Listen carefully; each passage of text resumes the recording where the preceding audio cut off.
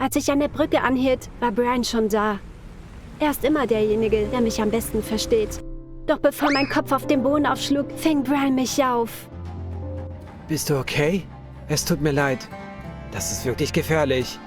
Sein Gesicht war so nah an meinem und mein Herz raste für meinen Freund. Wie damals, als wir uns zum ersten Mal verliebten. Ich wickelte meine Arme um seinen Hals und wir küssten uns direkt im Park. Die Bilder von Brian und mir, wie wir uns küssten, kamen sofort auf die Titelseiten aller Zeitungen. Wie ihr alle wisst, sind Brian und ich ein Paar.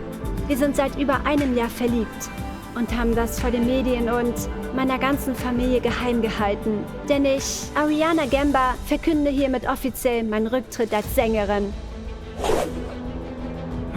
Dieses Mädchen. Meine Eltern wollten gerade auf die Bühne stürmen, aber die Journalisten und Reporter waren schneller als sie. Alles wurde sofort chaotisch.